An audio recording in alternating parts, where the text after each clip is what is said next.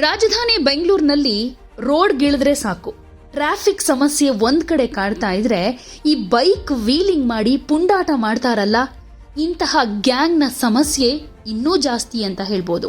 ಬೆಂಗಳೂರಿನ ಅನೇಕ ಕಡೆಗಳಲ್ಲಿ ಈ ವೀಲಿಂಗ್ ಮಾಡೋರು ನಾಗರಿಕರಿಗೆ ತೊಂದರೆ ಕೊಡ್ತಿದ್ದಾರೆ. ಪೊಲೀಸರು ಎಷ್ಟೇ ಕಾನೂನು ಕ್ರಮಗಳನ್ನ ತೆಗೆದುಕೊಂಡ್ರೂ ಕೂಡ ಪ್ರಮುಖ ರಸ್ತೆಗಳ ಅಲ್ಲಲ್ಲಿ ಬೈಕ್ ವೀಲಿಂಗ್ ಪ್ರಕರಣಗಳು ಕಾಣಿಸ್ತಾನೆ ಇರುತ್ತೆ.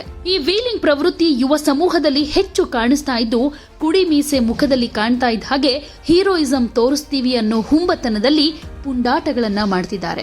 ಅಂಥದ್ದೇ ಒಂದು ಘಟನೆ ಬೆಂಗಳೂರಿನಲ್ಲಿ ಮತ್ತೆ ನಡೆದಿದೆ. ಸಿಲ್ಕ್ ಬೋರ್ಡ್ ಸಮೀಪದ ಮಾರೇನಹಳ್ಳಿ ಬಳಿ ಪುಂಡರು ವೀಲಿಂಗ್ ಮಾಡಿದ್ದು, ಇದರಿಂದ ಸಹ ಪ್ರಯಾಣಿಕರಿಗೆ ಸಮಸ್ಯೆಯಾಗಿರೋದನ್ನ ಈ ವಿಡಿಯೋದಲ್ಲಿ ನೋಡಬಹುದು. ಈ ಬಗ್ಗೆ ತೊಂದರೆಗೆ ಒಳಗಾದ ವಾಹನ ಸವಾರರು ಸೋಷಿಯಲ್ ಮೀಡಿಯಾದಲ್ಲಿ ಬೆಂಗಳೂರು ಪೊಲೀಸರಿಗೆ ಟ್ಯಾಗ್ ಮಾಡಿ ವಿಡಿಯೋವೊಂದನ್ನ ಪೋಸ್ಟ್ ಮಾಡಿ ದೂರು ದಾಖಲಿಸಿದ್ದಾರೆ.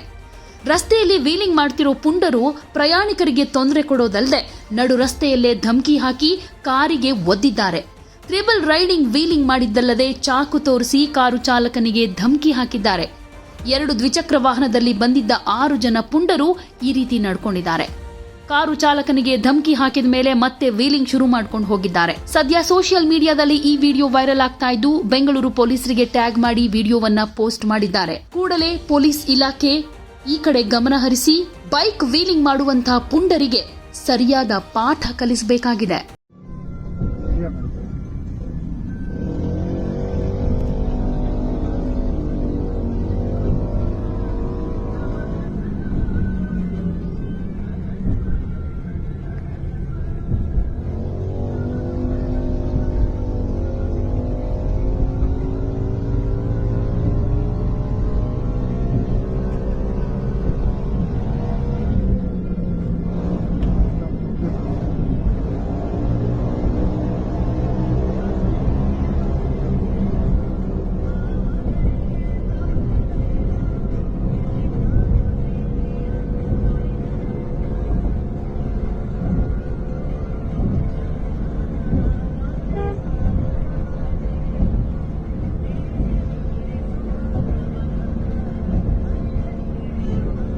ಹೋಗಿ ಸರ್, ಫೋನ್ ಸ್ಟಾರ್ಟ್ ಮಾಡ್ಕೊಂಡೆ ಹೋಗ್ತದ. ನಾವು ಸತ್ತ ಅಂದ್ರೆ ಸಾಯಿಲ್ಲ ಹೋಗಿ.